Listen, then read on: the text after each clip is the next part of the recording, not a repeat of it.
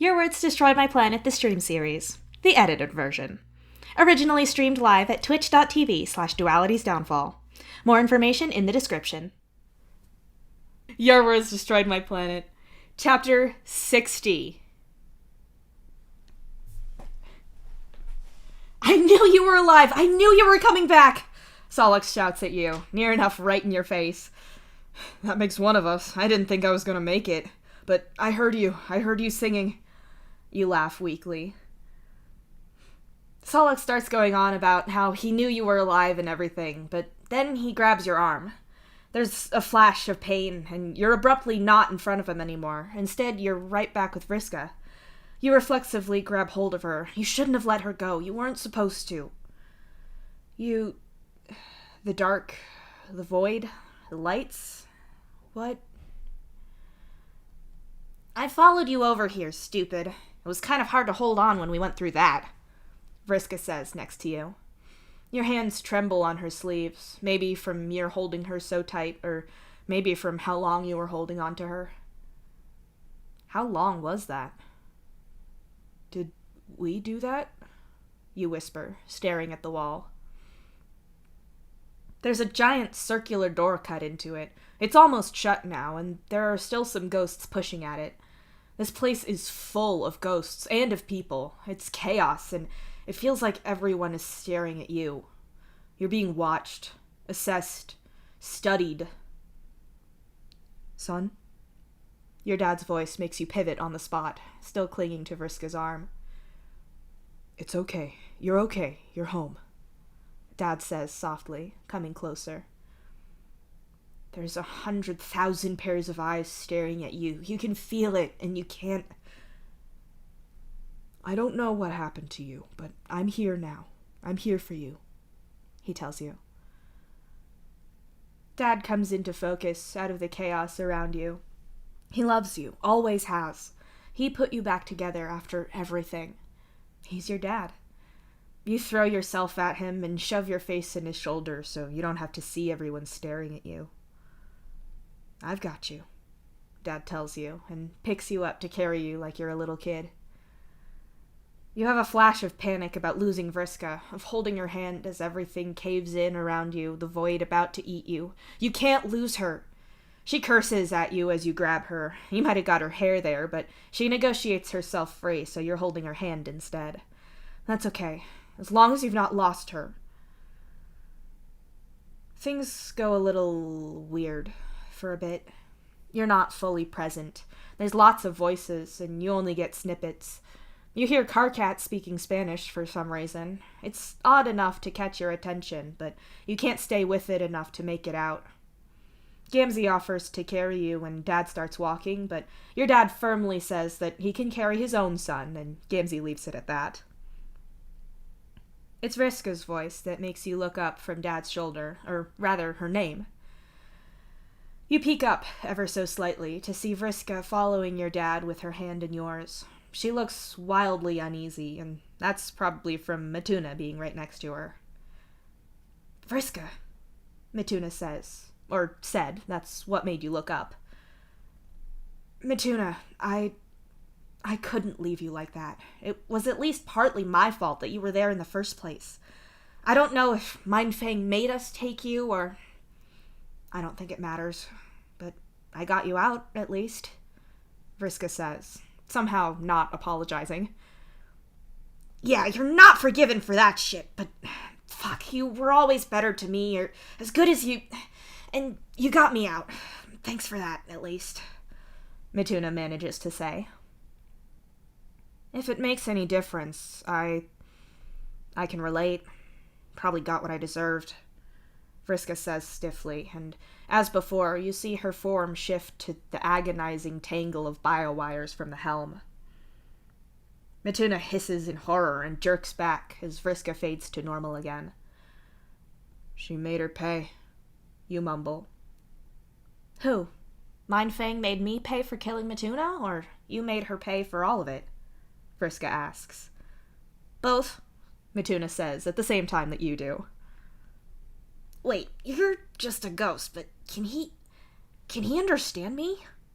Matuna asks, but you've kind of lost focus for this conversation now that you've seen the resolution happen. It was what she was so worried about, right? You rest your face back on your dad's shoulder again and sort of space out for a bit. You don't think you can really deal with much right now.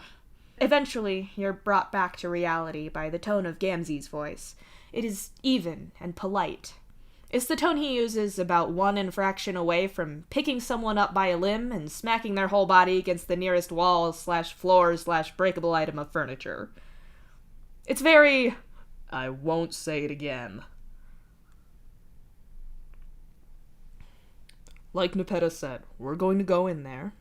Mr. Egbert is going to put Dave down. Equius is going to look at him, and no one else will be talking or going any fucking where at all. Shut the fuck up and sit the fuck down, Gamzee says, pleasantly, with a smile. You can hear the smile, but you can't see it. You're kind of glad about that, because you doubt it's a nice one.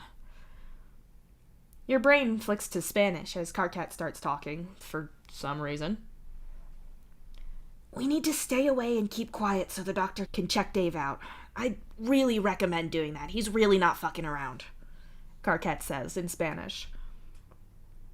Why are there space clowns? No one told me there'd be space clowns, someone else says in Spanish. Just stay quiet and stay here, Karkat hisses back in Spanish. We good? Gamzee asks, in a tone that compels the word yes out of anyone hearing it. Yeah, he knows, Karkat confirms, back in Alternian. What about me? Vriska demands. That's up to Dave, I guess, Gamzee replies. All right, I'm going to put you down now, Dad warns you, and you're grateful for it. Otherwise, the shift to sitting down on a lounge plank might have made you think you were falling. Oh, that was unpleasant, Dad says, his words fractured as you inadvertently pull Vriska through him. I didn't get a choice, Vriska argues. Movement grabs your attention, and your eyes snap to Equius. He walks closer and then kneels down on the floor about 5 or 6 feet away from you. He sets a decently sized case down next to him and smiles gently at you. It's a medical case. I'm going to stand just there, Dad says, and backs up enough to be out of the way. Everyone else is at a pretty good distance, and your father is just there. I'm sure you've been through a lot, but I want to make sure that you're looked after. I'd like to examine you as much as you're comfortable with, even if it's simply having a look at you, Equius tells you in a soft voice. You make a small squeak of terror, leaning back into the lounge plank as much as you can.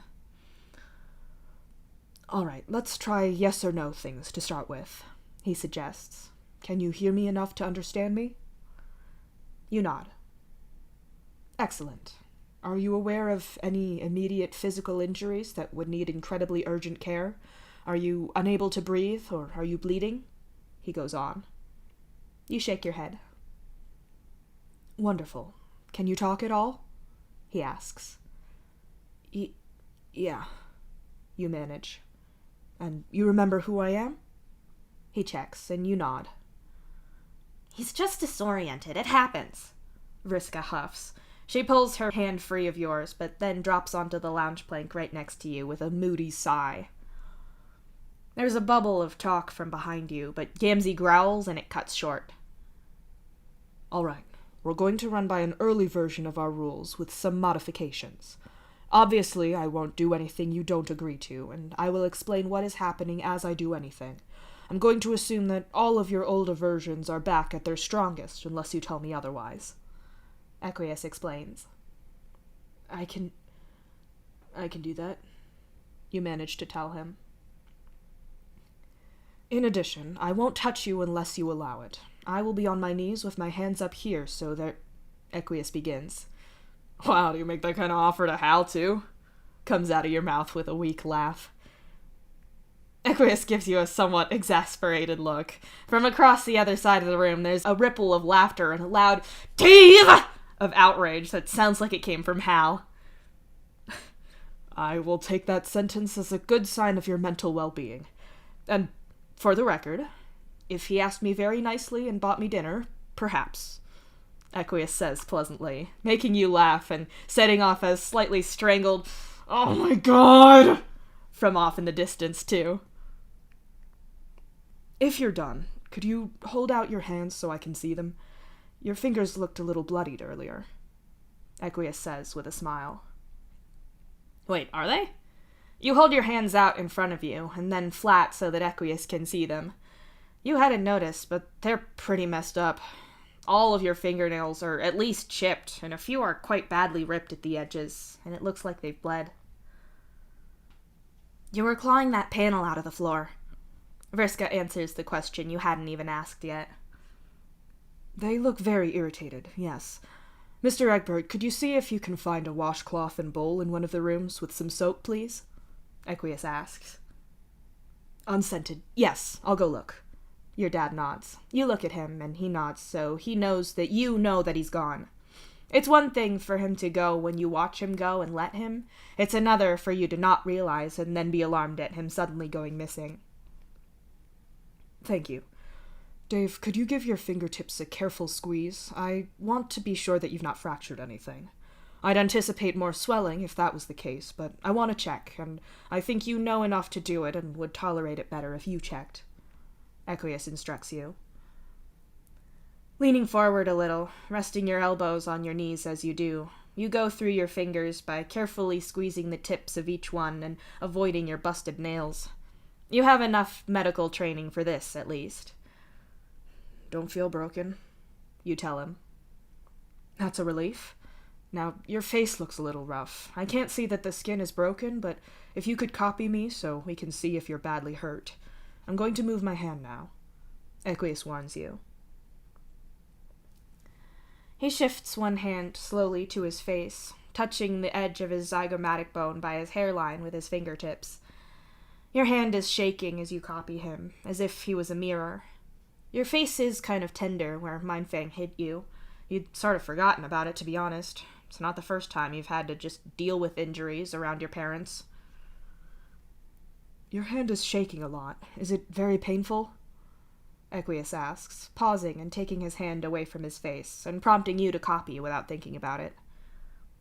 I've had worse, and the fingers hurt too. Maybe there's a hairline kind of fracture, but nothing... I'm okay. You tell him. Your hand is still shaking a lot. You press it to your knee to stop it. Aqueous runs you through the standard checklist for a concussion, and when he gets to the end of it, your dad comes back with a large coffee mug of water and a cleaning cloth. I found dish soap, Pine Fresh. Your dad smiles.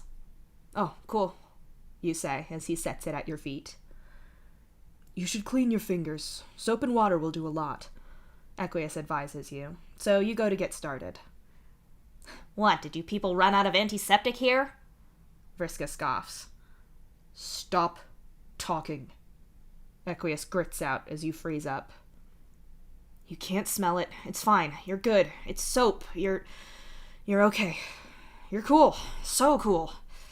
You clean your fingers with soap and water, but you do it more or less on autopilot. Do you have the stuff the little wipe things that have oil on them and make it not... You can't even say it. Aqueous knows what you mean, though. You've been through this before, though not for a long time. You kind of got over your whole thing about this particular problem. For a while, you could simply mentally check out and refuse to deal with it, but you're so overburdened by the weight of everything else that's happening right now that you can't. Besides, it's not a reminder of something horrible from years ago anymore. It's recent again. You hate this. You have every right to, and it's not your fault. Being re-traumatized by something is bound to cause problems, Aqueous says, and since he's not suddenly gained psychic powers, you're going to guess he said some of that out loud. I'm going to open the case, Aqueous warns you, and then does that. You avert your eyes as he rummages through everything. You don't want to see needles and wires and... No. Do you want me to take that? Dad offers, gesturing to your now way grosser cleaning rag. You're kinda done with your fingers now.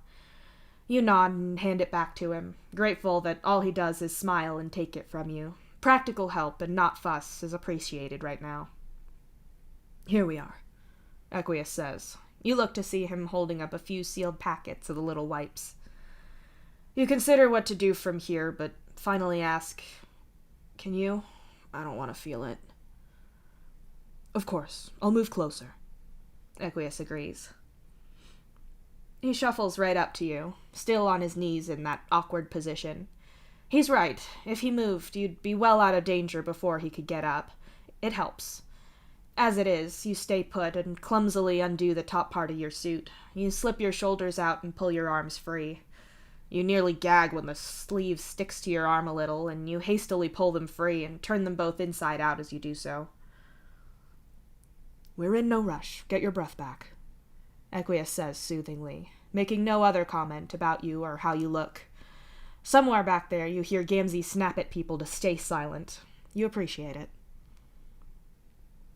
Your arms are in kind of a bad way. There's obvious marks from your mom's sensors. There's still a couple that are stuck to you. Those are the ones that you put on. The ones that were just supposed to read, and you only slapped them on for a self-destructive show. The marks on your arms are from when Mom tried to persuade you to balance with things that weren't adhesive sensors, but rather electrodes to shock you. Equius doesn't comment. He peels the sticky sensors off, warning you each time he does. He chases each one with the wipes that you asked for. They're covered in an oily sort of substance. They dissolve whatever adhesive is on the sticky sensors. That way it doesn't make your skin tacky for days and perpetually remind you of why. Equius introduced them to you early on, and it seemed like such an obvious thing to do. Supposedly, it's standard when you use a lot of big sensors, but most people don't have the same thing about it that you do. For a while, Equius would remove anything adhesive like this, and after a while you weren't so bothered by it. The smell of this stuff is oily, but in a plant kind of way, like aloe or something. In the same way that antiseptic makes you mentally go right back to your mom's lab, this smell puts you firmly in Equius's care. I'm not sure if the shaking is a fear thing or if it's a nerve thing, you tell him, feeling a lot steadier now. Could you flex your hand open so you show me your palm, then curl in the other way? He asks. You do so, and note that the trembling gets worse at the far end of each flex. Not to infringe on captor territory here, but it's probably a little of both. A fear thing and a nerve thing, that is. I think it may be temporary, but I would need to scan you to be sure, he advises you. For a second you're back in the scanner in the ship, trapped there as Mom interrogates you. No scans, Equius states. You didn't even have to ask. Clearly he could tell from whatever reaction you showed just then. He leans back slowly to pick up a few more of the individual little adhesive-removing wipes, sealed up in their little packages. When he's done sitting back up again, he holds them up and speaks slowly and calmly. You probably still have some residue still on your chest. I'd like to examine your chest for injuries as well, if you'll let me. Would you be all right with that? You nod, not quite able to voice the fear that he's going to put something cold and metal on you. You have the distinct feeling that you really can't take any kind of obviously sterile medical tech on your person at all right now. You pull your undershirt off with a wince. It sticks to you slightly, but your shirt as a whole is pretty crusty with mission sweat, not to mention wearing the thing for days on end and sleeping in it. There's so much grossness that it kind of cancels out. A little bit bruised, but not bad at all. That's good. No secret broken ribs. Equius nods as he looks you over for bruising, but doesn't touch you yet. He tells you that he's going to start cleaning off the places where the sensors normally go, and you'd bet that he's also getting a feel for your breathing and how fast your heart is going. Fast is the answer to both of those. The whole time, Equius maintains a perfectly calm presence, explaining in a low and gentle voice what he's doing and what he's doing next, announcing every move before he makes it. In between all of that, he's reassuring you that you're okay and that you're safe, that you're doing incredibly well, that you're good. I think I regret making that joke earlier, you say, after Equius tells you how well you're doing. Yes, sometimes when you make regrettable jokes, then normal, reassuring things that I say come off as lewd. It seems that your actions have consequences, Dave? Equius tells you, clearly aiming for a serious tone, but you can see his cheeks dimple slightly as he fights off the amused smile trying to get onto his face. Consequences, I hate those, you say with a weak smile. Nothing worse than those. Well, Dave, you seem to be in remarkably good physical health for someone whose funeral I just attended, and although I would prefer to run more in-depth exams on you to be sure, I am confident that you are probably physically fine for the time being. I would be grateful if you could let me know if you would be able to tolerate any more tests in the near future, at your own pace, of course. We will be in quarantine here for a while, so I will be ready whenever you are. I can see that you're still a little pale and shaking, but I can also see that Nepeta has found some food and drink for you, so that should help with your blood sugar. Equius tells you, and slowly moves into a crouch rather than kneeling. I ate at some point, you say. That's good. If you don't feel well enough to answer any questions, you don't have to. You're my patient, and your well-being is my only concern here. Do you understand? Equius asks, and you nod, too emotional to properly talk. Equius, your doctor and friend, stands up slowly and carefully. He keeps his hands in view and backs up to his kit, which he closes and puts clearly out of the way. With that done, he stands by your father's side and waits. You can tell that someone is coming because you're trained for that shit, but you can also see Equius and your dad looking that way. Even so, you still jump a little when Nepeta walks around the lounge plank with a dining chair in one hand and a full-size bottle of apple soda and a bag of salted grubcorn in the other. Here, you probably need some salt and some sugar in you, Nepeta says, and hands you the bag and the bottle. You take them on sheer autopilot. Nepeta sets her chair down, a safe distance from you. Actually, about the distance that Equius started at. She sits down and simply looks at you for a second. Her eyes are teary, and the smile on her face is a bit shaky with emotion. I can't tell you how happy I am to see you, but we need to know what happened, and I know everyone wants to know, and there are so many questions. I think it's best that we start with a mission report. You can tell me what happened, and then afterwards other people can ask questions. But if I have questions as we go, then I'll do that. Otherwise, it's going to be a lot of yelling and interrupting, and we're not doing that. Everyone else is going to be quiet, yes? Nepeta says, and shoots a look at the others. Mission report, you repeat. Yeah, it's easier to think of it like that. Nepeta nods, and you unscrew the lid of the soda with a hiss, both from the soda and from you, because fuck, your fingers hurt. They didn't hurt so bad when you weren't aware of it. After a few shaky chugs of the apple soda, you put it down and open the packet of grubcorn, though you pick your least scratched-up fingers to retrieve the food inside. Let's start from your return to the music hall. We have the feed from your eyes, but I know they don't catch everything you see. Nepeta prompts you and shoots a look at Vriska. I was outside with Jake. I saw A thought stalls you. You look between Vriska and Nepeta. Nepeta is definitely looking at her, and Vriska is giving you a look like you're brain dead. Finally caught on. Yes, she can see and hear me. They all can.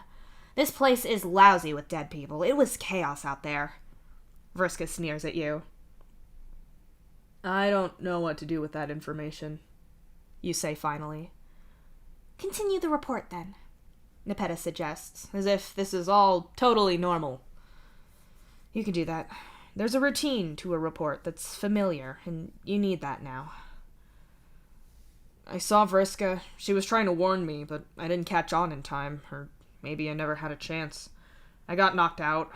Mindfang woke me up when she got there. I don't know how long that was, you say, and gesture to the bruise on your face. She wanted to know where Solix was. She had Conil and Lonk under control, but not the Carapacians. Jake! You gasp, and Nepeta points to the side. You follow and see Jake in the group of your friends and family. He has a crutch under one arm and his weight off of his leg, but he's alive. You'd feared he might not be. I'm okay, Dave, really, Jake tells you, an interruption that Nepeta seems willing to allow. Continue, Nepeta reminds you, so you look back at her. You've got a job to do still. She made it clear that Mom was on their ship, that Bro had told her about Solix. Mindfang wasn't a balancer, so she couldn't see that I didn't have Bro anymore. She assumed he was still there. I told her Solix was back on the ship, tried to get her to look at my palm husk to prove it.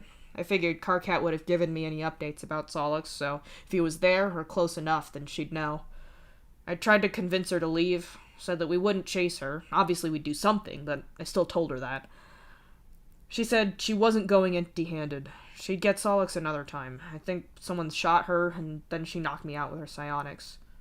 You continue, as plainly as you can. That was the last we saw from you. We got a lot of dark feed from your eyes transmitting when you were unconscious, but eventually we lost the signal. Nepeta confirms, as you drink a little more. I woke up on the ship, in a cell of some kind. It wasn't a cell with the other prisoners, so I think it was from pre-Mindfang Empire use. I can draw you a map if you want. I talked to Vriska. She confirmed that we were moving away from Skya, and the ship had no life pods or anything else like that. Escaping the ship wasn't an option from the intel she gave me. Then Mom showed up. You continue. You can feel yourself detaching from what you're saying. It's just a report. Don't think about it. She took me to her lab to interview me. I found out Mindfang had been making people modify the ship. She asked about my eyes. I told her how they work, because if I didn't, she was going to take them and take them apart for herself. Then I think I ate back at my cell. It wasn't locked, so I went to do some reconnaissance of the ship. They weren't thermoregulating large parts of it, and the whole place was filled with angry ghosts from Mom and Mindfang. I tried to talk to some, but it didn't work very well. I figured that stopping the ship would be my best option, so I went to the helm. You continue. I told you the security was strong there now, Vriska mutters. It was. I tried to find a way in, but I couldn't really get anywhere. Vriska told me that aside from me, Mom, and Mindfang, there were 4 balancers in captivity, and 1 helmsman who was basically brain dead. Enough to power the ship, but nothing going on inside. I checked the escape pods. There weren't any. The kitchens were locked down, so there wasn't a chance to arm myself. I thought about laundry to try to make a bomb, but the droids put up too much of a fight, and explosives aren't my strength. I decided that any bomb I could make likely wouldn't get through the helm, and would probably just kill or maim me if I wasn't caught, and I probably would be caught. I knew Mindfang and Mom would be observing everything, so I rejected the idea. Pretty much everything was locked down, so I didn't have many options. You continue. Sensible. You made the right choice. Nepeta nods. I slept for a bit. Not long. Mom called me to her lab. She had me sing a song and not balance. Then she asked me to balance. I told her about Bro being gone. She was going to find out anyway. She didn't believe me. Ghosts can't kill other ghosts. She knows that. She's the scientist, so she knows. Doesn't matter what actually happened. Same shit. She asked me to prove it. I tried. I couldn't balance. She sent me back. You explain. Vriska shifts uneasily at your side, and it makes you jump because at first you think she's slipping away from you, but no. She's uncomfortable. Right. You're at the point where Vriska was talking to you about whether you're right to kill your mom and Mindfang. You started the conversation, but she didn't take a hard murder is wrong stance. If anything, she took a you'll fuck it up and be tortured to shit for it by them and also hate yourself. She probably doesn't want you telling people that. You probably don't want to tell people how premeditated your murders were, the ones that you're apparently very good at. You begin again. I went back to the helm, to the floor above it, tried to get in through the panels that go down to it through maintenance, which is... That explains your hands. Nepeta concludes. Yeah, I actually got in, and then Mindfang... You snap your fingers. Ow! Near your head to imply the whole lights out thing. She was watching. I guess the attempt was amusing until it got somewhere. She brought me through a lot of security doors to the control room. I was trying to assess how it all worked so I could get back in. She brought you to... That's insanely risky, even for someone who can put you out cold with a thought, Nepeta says, raising her eyebrows. It was a stupid fucking move on Mindfang's part, for so many reasons. But you guess she paid for it in the end? I guess. She showed me what happens whenever they get near any ships. Her psionics take over any ship that comes close. If the Atuan had gotten to the ship, you wouldn't have shot the ship down if you thought I was alive, or she'd bet that. Any attempt at rescue would mean her controlling people, Solix getting helmed. It'd mean Karkat, Gamzee, Aradia stuck in cells being made to balance and being experimented on. Anyone on the ship she thought was a likely possible balancer ends up the same too. My whole family in her hands again. Atuan destroyed, all of the Carapacians dead. Anyone she couldn't use killed too. I'd be locked up and out cold whenever the ship came near anyone else, so I couldn't escape either. She was watching my every move and was happy to lock me up like the others. She said Mom had me where I was because I already knew how this worked. It's how I grew up. You say emotionlessly. If you found me, it'd be a disaster. If I managed to break through all that security to get a distress signal out, it'd be the same. You continue. Once you're on the ship, Vriska trails off and shrugs. It's how it was for her, too. Mom showed up. She wanted me to try to balance again. I told her I couldn't. She wanted proof. I could just be not doing it on purpose. You can sing and not balance. So you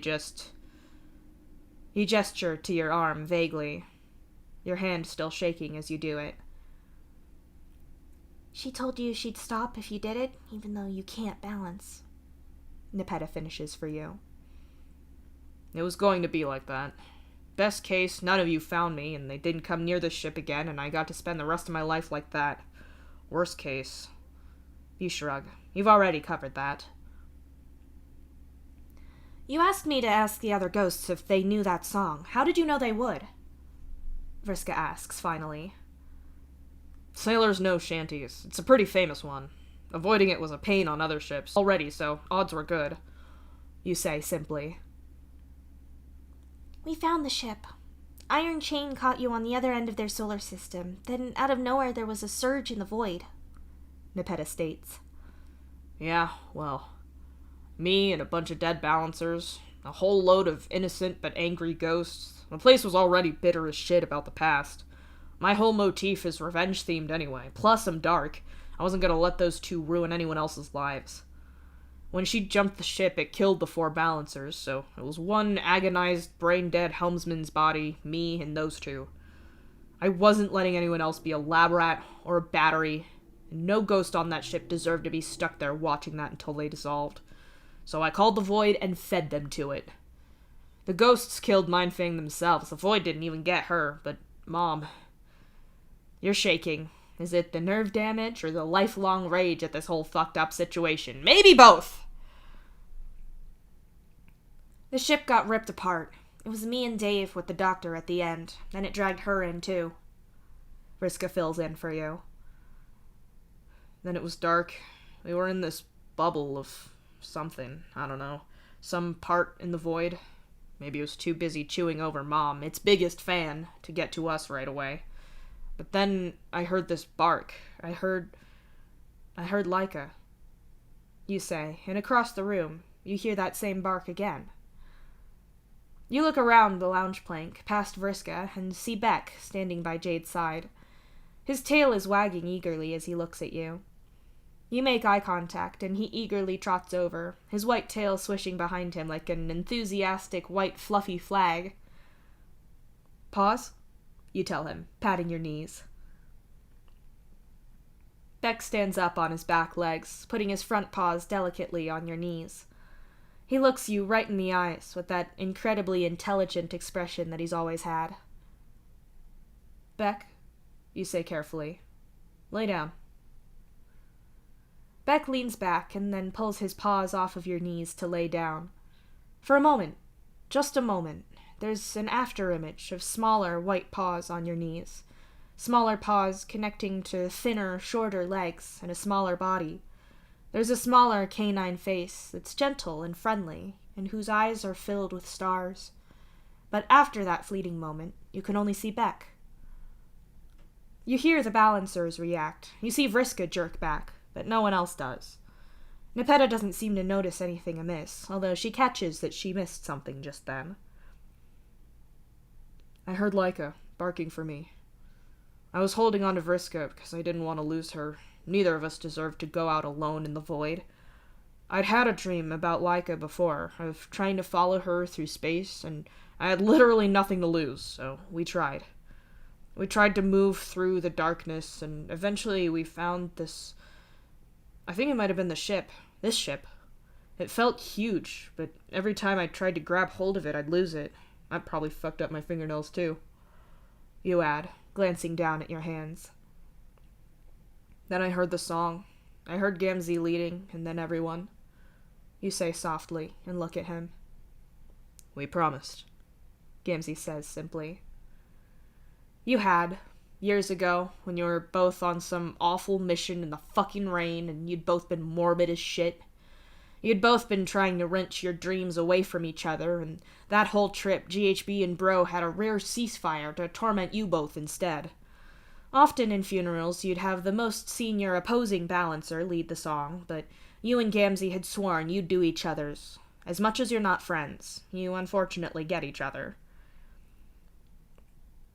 The ghosts were all singing it too. There were so many ghosts there. Other balancers, I think. I saw Fazer there. He pushed me to the ship and kept me there, and then the song stopped.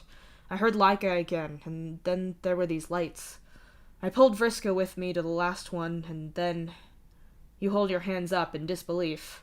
Then I wake up in an upside-down coffin, which is not fun, but I'm here. That's a lot. Do you know why we can see the ghosts now and talk to them? Nepeta asks, with the air of someone who'd really like things to stop being so fucking confusing. Unfortunately for her, you're living and breathing that air. The air is you. You chug your drink and shake your head as you swallow it. Am I dead? You ask. Legally, I mean. I figure I crashed my funeral, not someone else's, right? Nepeta smiles and sniffs before answering. Legally, yeah. I told Solix earlier that we had to sign it all off. He'd said I'd have to do a lot of paperwork to reverse it when you got back. I'm really, really happy to add that to my to-do list, Dave. I'm so happy to see you. Cool. Maybe, leave me dead? If I'm dead, I don't have to keep doing this job anymore, because I don't want to do this. I don't have Bro anymore. Mom and Mindfang are done, so I did everyone that solid. I'm out. I'm done. You say, your voice shaking as you talk. It's the least they can do, Rose snarls. You jerk your head around to look and see your twin looking at Nepeta with the threat of death in her eyes. I'm not going to make you do anything, Dave. I don't think I can make any of you. Things have to change, and they're going to. I'm not going to leave you legally dead, obviously, but you've done more than anyone could ever ask for. I promise you're okay. Nepeta swears, her hand on her chest. And what about all of them? All of us? Hal demands. We've nearly lost him twice, Rose agrees loudly. You're on your feet. They're scared and angry, and you don't know what to... Keep your voices down, please, your dad reminds them. Dave got abducted and Jake got shot. Dirk starts. We just had his funeral, Roxy continues. I lost an arm to our dead piece of shit biological father. Solix is one minor inconvenience away from a mental breakdown, Hal adds angrily. Now they're yelling about Beck being haunted. They're scared and angry, and they're not like that for no reason, so that means it's still happening. There's still something wrong that you've got to deal with. It hasn't stopped. Nothing's stopped. You're still Dave. That guy over there who's just gone all 1,000-yard stare on everyone is debatably Dave. Since no one's bothered to tell you anything since you got here, you don't know the names of any of these aliens, so you may as well name them yourself. Sweaty George Clooney in ER but gray, but has noticed that Dave has checked out and is apparently trying to calmly get his attention. Military Catgirl seems distressed by that and by all the people yelling at her, but it looks like she's not sure how to defuse the situation without making the thing with Dave any worse. Which leads you to Alien ICP over here, who is growling and snarling at everyone now, and you may not speak alien, but you can consider yourself multilingual in shut the fuck up, or I'm gonna start picking some of you up to hit other people. If anyone at any point wants to explain anything to me, then that'd be great. Anytime, Solix, you say calmly in English. Sorry, my head. Solix grimaces. You dragged me here, man, you point out. A smaller alien next to him looks up at you. He's rocking the same white getup that a few of them are. He's kinda chubby, but in that built way that actually strong guys sometimes are. Oh fuck, you've got a name for him now. Ursa Minor, because, you know, little bear. Said guy then speaks perfect Spanish at you. Sorry about him, we don't have time for all the things he is. You do speak Spanish, right? You are the Dave Strider from the past, aren't you? I did sort of see you before, but there's a lot going on, as I'm sure you can tell. Yeah, or I was going to say that I'm from the present and you're all from the future, but I guess I'm outvoted. How do you speak Spanish? You ask him in shock. Oh, I'm kind of a polyglot, though my Spanish is rustier than I'd like. I'm Carcat, by the way. I can't tell you what's going on because I really don't have any goddamn idea, but I can translate for you. Though, if you want Solix to understand, we're gonna have to switch to English, but your family all knows Spanish, so there's that. Carcat says, introducing himself and destroying your witty nickname for him. Solix mutters something in his alien language, and Carcat frowns before translating. He's saying that he can't understand Spanish, and also his head feels like it's going to blow up. He always got these awful migraines after his dreams with you. Normally I'd have painkillers on me, but this was a funeral, and I think our doctor's kind of busy. Across the room, alien Doc Clooney is trying to approach Dave, but it seems the guy is hyperventilating now. Clearly a headache has lower priority. Okay, fine. English it is. How did you do any of that? How am I here? Where is here? Why is this place filled with ghosts, and why can everyone seem to see them? You ask Solix. That last part is new. I have no idea why everyone can see Vriska. The ghost sat down there. That's Vriska. I'm not getting into everything about her. Carcat interrupts. If anything, that makes me more curious. You point out.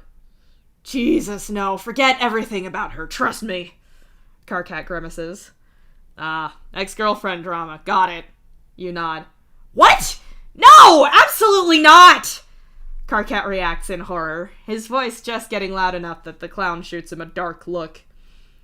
You could tell me what's going on instead of that, then. You suggest.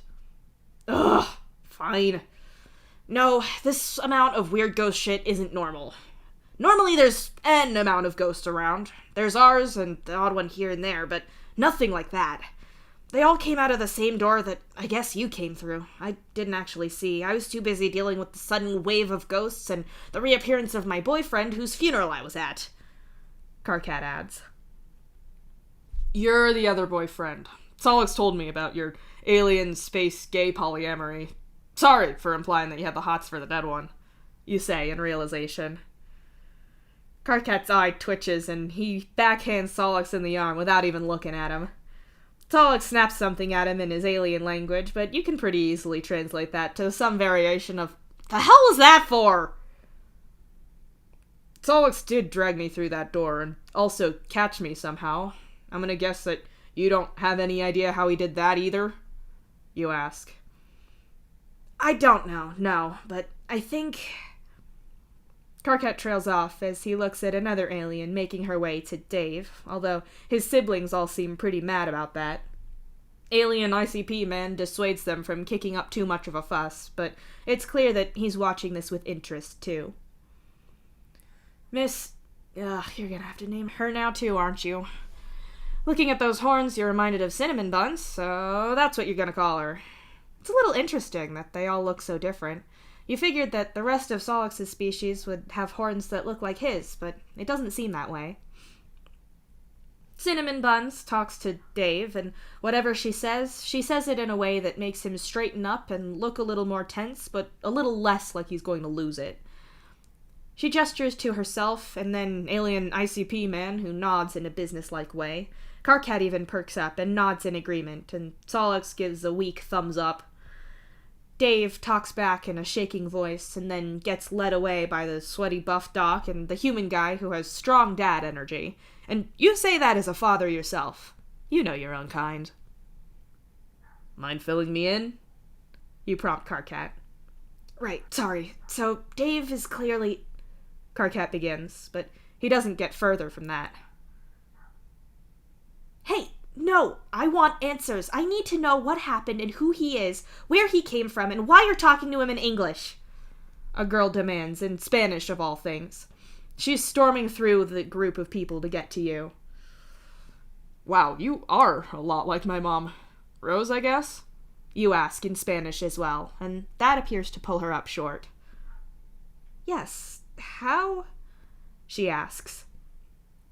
I think we're going to need to arrange for someone to translate into Alternian for those of us who can't do Spanish, Karkat announces, cutting over Rose in what you'd class as either a bold or stupid move, depending on how much like your mom she is. I can do that, one of the guys says. Alright, so Solix told me a little about all of you. You're Rose, so those three are the triplets. Obviously, you're Roxy, I think it was, which means you two are Hal and Dirk? I'm gonna say it was Dirk. I don't know which is which. You say, pointing at each of them in turn. Hal, Dirk, Solix says, pointing at one and then the other.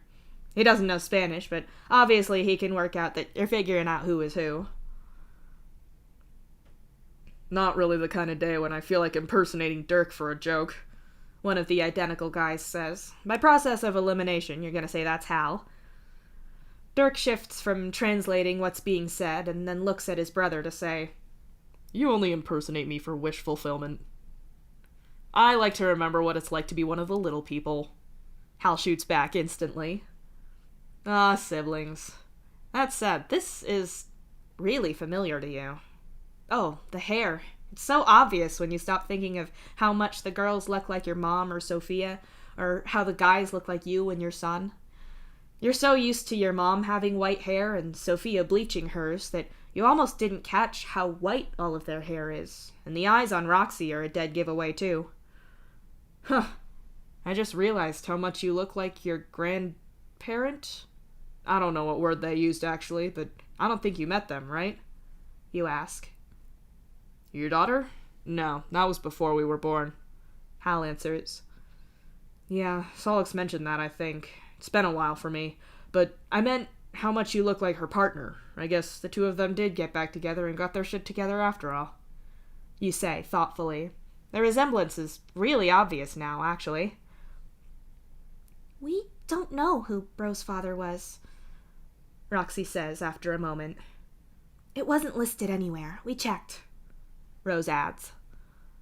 Wow, okay, maybe they didn't get their shit together and they kept doing the on-again, off-again thing forever. Jesus, hold on. You pull your phone out and flick through your photo albums. Sophia's graduation is a pretty good picture of both of them. You turn your phone around to show the others.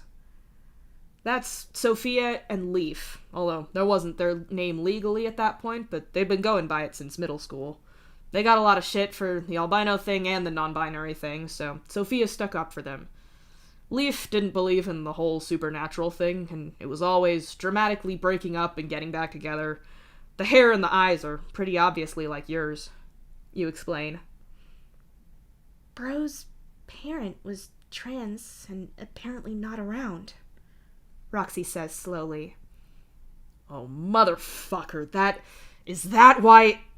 Hal hisses, and Dirk isn't translating anymore. Oh, you say, putting two and two together.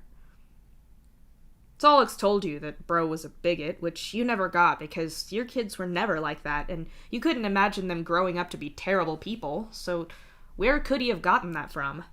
If Leaf was in and out of Sophia's life, then that could make a kid hate that parent, but that's no excuse for turning that on anyone else, much less your own innocent kids. But still, you should probably not react to that. You don't know how many people here know about Dirk and Hal. You're not about to out them. Still, you can't believe that Leaf would be terrible to any of their kids. They and Sophia were inseparable when they were on good terms, and even when they weren't, they never hated each other. A lot of Leaf's family were accepting, but there were a few relatives that weren't. You just don't think they'd leave that bad of an impression on their kids, surely. Not that Leaf being awful would justify any of the shit that Solix told you Bro did, assuming that Leaf even did anything at all. Plenty of people have their parents split up or just have one leave forever. That doesn't mean you can go around dismembering kids that happen to belong to the same groups as that parent. Suddenly, figuring out who their grandparent was isn't such a fun game anymore. Instead of doing that, you let Karkat catch you up on the story as Dave told it earlier. Clearly your great-grandkids want answers, but it's hard for you to do that with zero context for the questions. When it gets to the part where Dave decided to use ghosts to kill his mother and the other woman who was torturing him, you're behind him there, if a little sad. But when it gets to him being exposed to the vacuum of space and somehow not being dead, you're wildly skeptical. What's worse is that no one in the room is wondering how he survived that. Either Dave is very good at convincing people that he is what he appears to be, or everyone here is so desperate to have the guy back that they're questioning everything but how alive he is. There's no way in hell you're going to convince them that this isn't above board. Not without any proof. So, how does any of that happen? Rose asks finally. I don't know. The best I can figure out is that the objects that Solix had me get sort of anchored me and the earth to your coin things here, which came from several members of my family and all of you. Wait, that's... You count on your fingers quickly. That's 9, right? Solix got Dave's from his eyes. Obviously, his eyes are robotic, but he had his original eyes in a jar that he kept in his room because he's a gross little weirdo who I love and is still alive somehow, and... Karkat sniffles. Apparently that's too much for him. Oh, okay, so everyone can see that he looks like that. That's not just your supernatural senses pointing out that he looks wrong. Okay, fair. That makes everyone else look a little bit less nuts. Wait. Did you stick your hand in a jar of eyeballs like they were pickled onions? Did you do that without washing your hands before coming to see me? You demand in English, looking at Solix directly. I don't know what the thing you compared it to is, but no. Got it through the glass. Quit yelling. Solix grumbles. Fine, so those 2 points got connected, and I guess Solix used it to drag me here, and maybe all of that going through time and space cut through the other one directly and got the other guy on the way, like this was some sort of Black Friday event in the Dave store, and Solix had game plan to grab and go, you say. Fuck. My history knowledge is failing me. What was Black Friday again? I know there was Bloody Sunday, and then there's Good Friday, which was religious, I think. I swear Black Friday was a tragedy. Fuck, it's so hard to remember historical events when it's just an adjective in the day of the week. Karkat says with a deep frown. I can't believe that you don't know about Black Friday. It's the most important historical... I can't even say it. You say immediately. I can't believe you'd forget about something so important. Dirk agrees right after you. Can someone else explain it to him? I always get choked up talking about it. Roxy sniffs. Oh, okay, you're fucking with me. Fuck all of you. This family is evidently genetically all a waste of skin. Karkat hisses. You overplayed it, Rox. Hal tuts. For a second, this is just like home. Just like dumb banter with your kids and your friends. Except it's never going to be that again, because you can't think about it, so you won't. Anyway, I have no idea for sure how Solix did it, but that's my guess. Unless he wants to tell us? you say, and look at him expectantly. It's not him that talks, though. It's Alien ICP.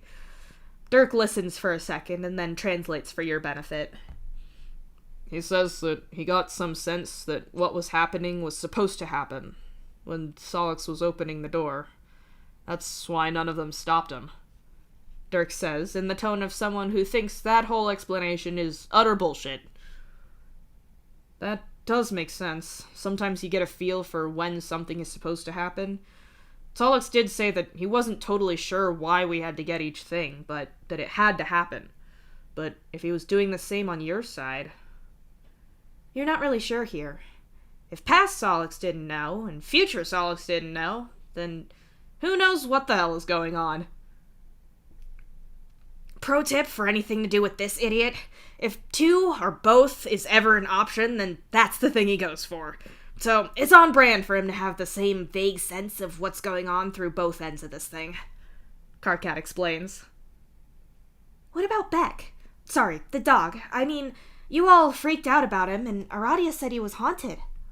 Roxy asks, looking at the big white dog sitting by the sofa. That was so unsettling. I have no idea what that whole deal was about, Karkat says with a shudder. What, that? Dog's haunted. It's pretty self-explanatory. You tell them with a shrug. Nothing about that is self-explanatory, Rose tells you. Okay, doesn't seem textbook. It's not just a straight-up possession situation. This is clearly more animal ghost is an avatar for a greater force that is then haunting a dog. Pretty garden variety spooky shit. You clarify. Cinnamon Buns asks something after Dirk translates that to her, and then he translates what she said back to you. Is that normal for you? Yeah, pretty much. Nature spirits from displaced areas or big dramatic natural events like animals caught in a wildfire, they tend to form around an avatar of the same kind of traumatic thing, and there you go. I'm not wading around up to my waist in spooky nature ghosts every day, but it's pretty standard. They're mostly harmless. It's beginner shit. Anyone who can do what I can should know that. Sophia was dealing with nature spirits like she was living in a Ghibli film when she was a tween. You tell her. That's... Karkat pauses for a second as Cinnamon Buns reacts. That's not normal for us. Those two and Dave have been doing this since they were about 13 or so. Me and Solix are new, but none of us knew about this. Wow, okay. The hell do you people even do?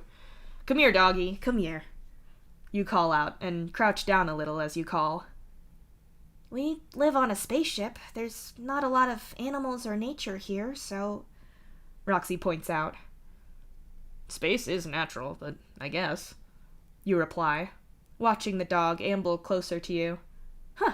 You guess it understands Spanish, or at least it's trained enough to guess that you're saying come here in the hopes that treats might be involved. His name is Beck, but I think the ghost we saw was Laika, the space dog. The one the Russians sent up as the first animals in space. She died up there. Karkat explains. Yeah, I know who that is. I too saw sad dog comics on Tumblr. You snort. You reach out and take hold of Beck's furry canine face. It's hard to tell exactly what breed of dog he is, but you're gonna guess there's some husky, some Samoyed, and probably even straight up wolf in there. He's got a big, expressive face, and right now his tongue is partway out in a goddamn adorable little blep that makes you want to squeeze him tight instead of figure out what he is. What's going on with you, then? You whisper to him. Beck looks at you with dark eyes, and you feel that familiar animal avatar behind the mortal appearance. You reach out to it and try to make contact. You get it, too, through whatever the mental equivalent of a wet nose pressed into your hand is. At the forefront is the avatar itself, small and scared, alone and dying for something it never asked for and couldn't have agreed to. Betrayed by the people who cared for it, but still hoping they'd somehow come and let it out. Hadn't it been good? What did it do wrong?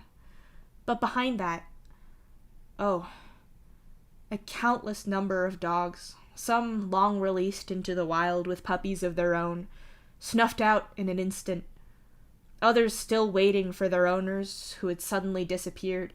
not understanding what they'd done to deserve being left behind. Fuck, you're not one to cry in movies, but you can't handle ones where the dog dies, and this whole Avatar is basically that.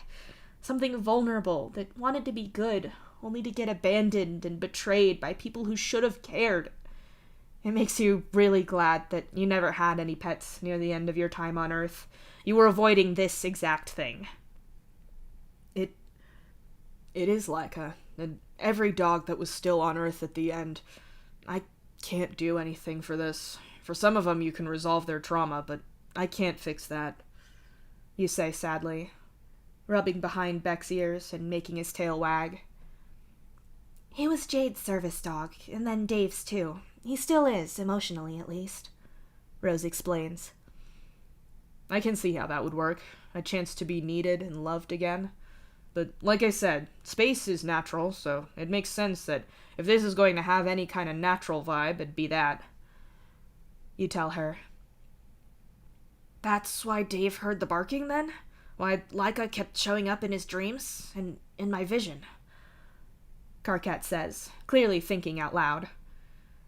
Jade is insisting that he's harmless then. Dirk trails off as a girl with pretty green eyes crouches down and wraps the dog in a crushing hug.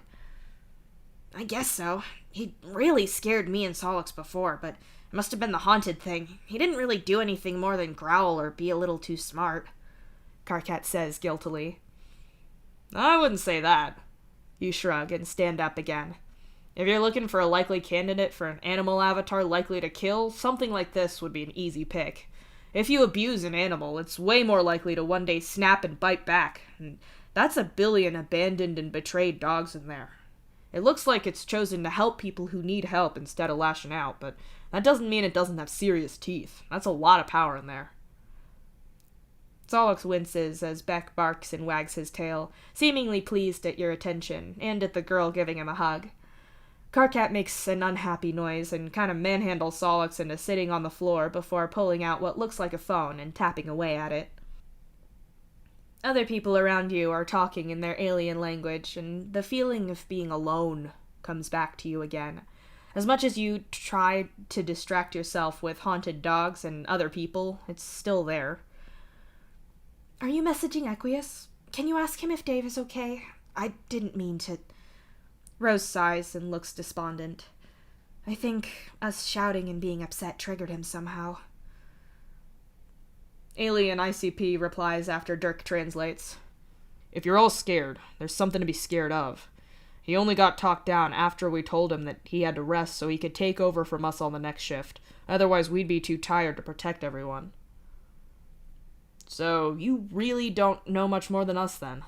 You don't know why this happened, or how you all got here, or why everything is ghosts? Hal says. I wasn't expecting to be alive enough right now for anyone to ask me questions. I was supposed to be dead 20 minutes ago. You say, checking your phone. You were supposed to be dead. Everyone thought you died, but no. You're here.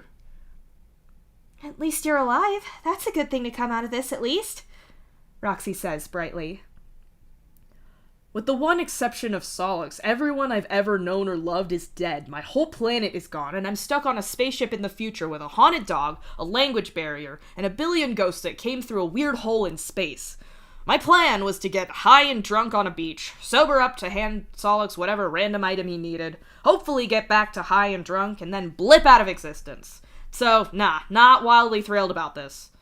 You snap at her, but feel guilty the moment she looks crestfallen. You sigh and look down at Solix. He was trying to help you too, and he didn't want you to die. It's not like you wanted to die either.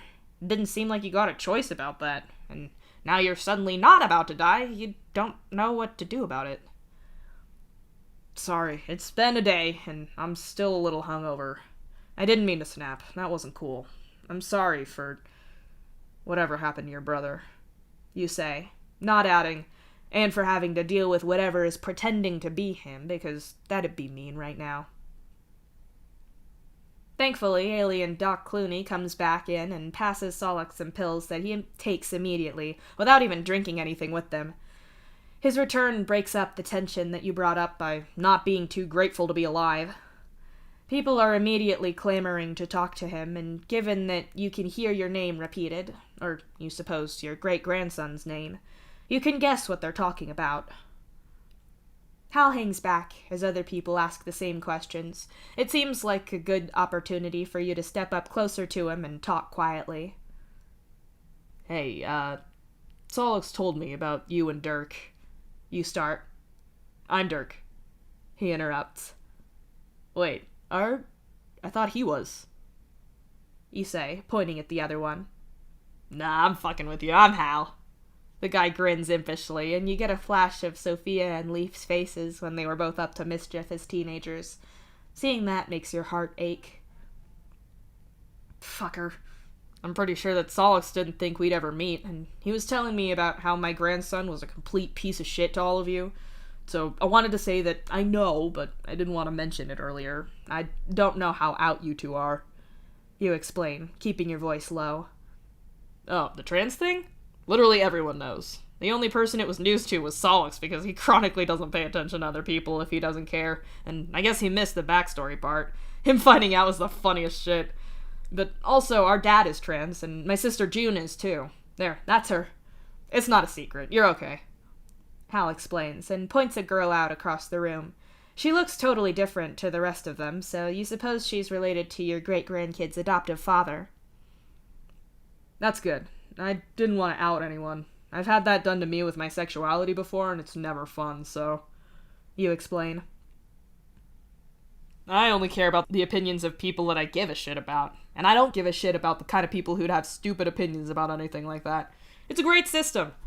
But it's not like I can tell you that this is a magical future where no one is bigoted about things. The sexuality stuff is mostly a lot better here, I think, but partly that's an alien thing. Their species, they're called trolls. Hal goes on. Like, internet trolls?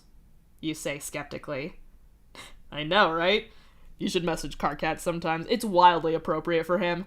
But, yeah, on the whole, trolls don't give a shit about gender. Either what you are, but especially with who you date.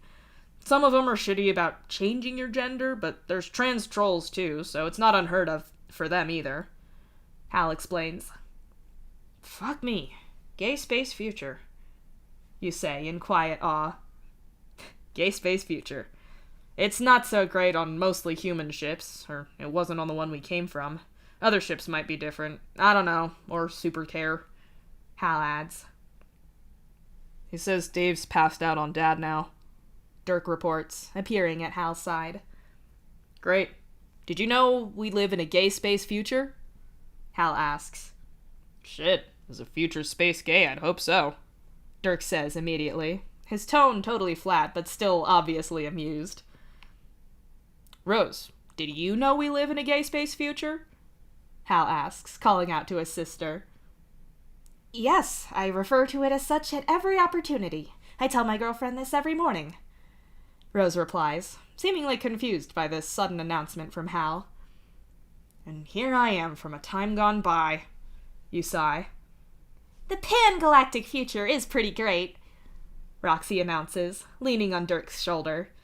You hope that means you're forgiven for snapping at her earlier. You feel bad about it still. It's Rose who breaks first. Not into laughter at these fantastic jokes, but back into the actual emotions that you're all avoiding. I think I'm being irrational. It's understandable after everything, but I feel like if I don't see Dave, he won't be there. Do you think we're going to be allowed back there? Rose asks quietly. She's got her arms folded, and you can see how tightly her fingers are digging into her skin, just underneath the sleeves of the formal black blouse that she was wearing to her brother's funeral. I doubt that'll let us in, Hal says grimly. Maybe not if we ask, but if you ask, Dirk suggests lightly. Yeah, you could ask him very nicely. Roxy giggles. Oh my god, shut up. Especially you. If you want to embarrass me about my boyfriend, I can do way worse about you when you and Jake were failing at romance. Hal hisses at Dirk. Yeah, but I married mine, so I win. Dirk replies smugly. I shouldn't ask. It won't be helpful. It will not resolve my anxiety. Excuse me, I need to go. Rose says, almost to herself. She walks away from your group and up to a different alien, Troll. You can't believe they're called trolls. You may have to actually verify this with a person who doesn't share your dumbass genes to be sure that you're not being set up for a dumb joke. Oh, aw, they're hugging. Space lesbian future. Good for them. You eye the ghost that's still lingering by the sofa and then consider your options here. In the end, you decide to sidle back up to Karkat. Hey, how's he doing? You ask casually, pointing at Solix. This doesn't seem to be as bad as some of the migraines that this shit has given him, so he'll probably feel better soon. Karkat answers, keeping his voice quiet. Cool. Great, love that for him. Hey, could I borrow you so that I could talk to that ghost girl over there? I want to ask some questions about what happened to my great-grandson from someone who was actually there, and I don't speak your language. You say. The language is Alternian. Our planet was Alternia. We're not Alternians, though. Our species is called trolls. You can call us Alternians, but it has the same feeling as calling you an Earthling. But, Karkat hums and then switches languages to talk to Solix. Solix nods at whatever Karkat says, and so Karkat waves someone else over. This is Jane. She's one of Dave's sisters. Adopted, obviously. She's also a doctor, so she can look after Solix. Karkat explains. Hi, it's nice to meet you. I speak a little Spanish. Much little. Jane says, a little clumsily, but it's earnest. It's more Alternian than I speak. You sound great. You reassure her. The Striders grew up speaking both, but their Alternian got way better when they got here, since it's this ship's main language. When Dave and Rose got here, they'd let me practice my Spanish with them. Karkat tells you. Solix makes a pained and unhappy sound as Troll Doc Clooney talks to him and then to Jane. You guess he's passing on medical information. Or at least that's what you think, until Solix says something and both doctors look at you in alarm. Jane takes a sharp step back and Karkat smacks himself on the forehead. You just came from 2036, right? Karkat asks you. New Year's Day, but yeah. Why? You say with a shrug. You weren't sick, were you? Or you're not now? It's just that humans had that whole plague thing, and it didn't get fully taken care of on Earth because of your planet being on the verge of destruction, so... Karkat says hopefully. I've not been around a lot of people lately, because there weren't as many people around, but it's not like I cared enough to do anything to stop myself getting sick, because I thought I was gonna die today. You admit. I think you need to follow us. Karkat sighs and beckons you to follow him and Troll Doc Clooney past the ghost that you actually want to talk to and into another room. Karkat and the doc are talking as they go, and they both look pretty stressed about the whole thing, especially given that you were just standing up close to basically all of the other humans in the room just minutes before. Against your will, Karkat informs you that the doctor's name is Aqueous, so I guess you're calling him that now. God, can you not just have something? I have a hangover, not COVID. Have you guys cured hangovers yet? You ask hopefully. The cure is not drinking that much in the first place. He says, can you open your mouth for him? Karkat translates. Does he ask my great-grandson that too? You snort. I'm just gonna translate that. Karkat says despairingly, and then does so. Aqueous looks unimpressed and talks to Karkat. He's theorizing that whatever makes your whole family like this must be genetic. Personally, I think the eternally flipping coin of smartass, dumbass is more of a family curse to everyone who has to talk to any of you, but what do I know? Open your mouth, Karkat tells you. Do you say that to my great-grand... Ow! You yelp as Karkat kicks you in the leg. Karkat looks like he'll kick you again if you keep annoying him, so you reluctantly let the good-looking doctor examine you. He has a look in your throat, takes a swab, and then has to take a second one because you messed up the first by trying to make a joke about gag reflexes to Karkat. You get your temperature taken, and then a blood sample extracted as well. Is that one to see if I'm sick, or to try to sequence my awesome genetics that make my great-grandkids cool? You ask Karkat. No one in your family is cool, Karkat informs you. Aren't you dating Dave? Shouldn't you think he's cool? You point out. No, because he's not. He's sweet and funny and a complete loser, but he's thoughtful and good. Sometimes he's got less sense than the gross stuff that grows between the shower tiles, but he can also be the sharpest and most intuitive person I know. I've been at least a little in love with him since I was 13. I thought he was dead and I'd lost him, that I'd never see him again. He's perfect and wonderful, but cool? Nope, never, Karkat says with a soft smile. You talk like my wife talks about me. You should probably heed the wise words of Beyonce, you advise him. Except he shouldn't, because whatever came back isn't that Dave, but no one has space for that conversation right now, and you're not getting anywhere with anyone if you open with that. You'd prefer not to think about it. Who is Beyonce? Karkat asks after a second. This is the worst future. I can't believe Earth was destroyed for you to not know about the greatest musician of all time, you huff indignantly. Equius says something to Karkat. It better be berating him for not knowing who Beyonce is, or you swear to God you're going to scream. Equius says you don't have COVID. I say you clearly have some kind of brain rot. Also, if you want to talk about old Earth music, you should talk to the triplets. It's their mutual special interest. Also, Dave has an incredible musical ear and zero taste, so he'd probably be down for that talk when he's... Karkat doesn't finish that, and you suspect it's because he's too emotional about it, not because he doesn't know the word. Has the doc managed to do a blood test on Dave? You ask carefully. Dave has a lot of... I'm not going into details, but his mom was a doctor. You must have seen his arms, right? She ran a lot of experiments on him, so Equius isn't doing anything that Dave won't agree to.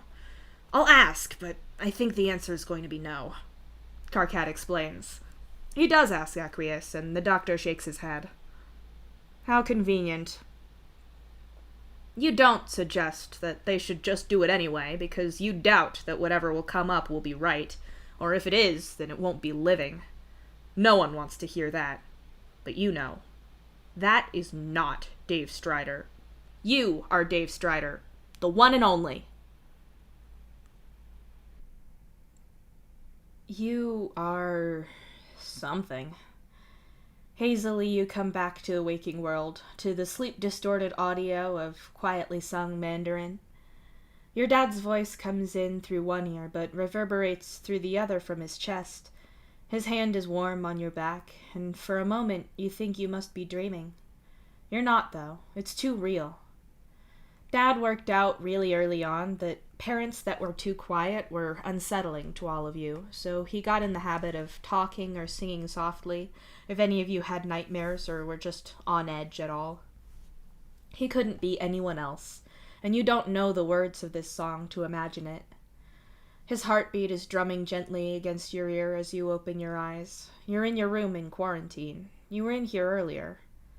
Well, not here. Okay, no, you were here. Dad took you here, right? But you had been out in the main area. Ek looked you over. You had popcorn. Did I die and this is some kind of good afterlife? You mumble into Dad's nicest shirt. I'm not wanting to put your nice doctor friend or Janie out of a job, but I think I can say that you're not dead. The talking is a giveaway.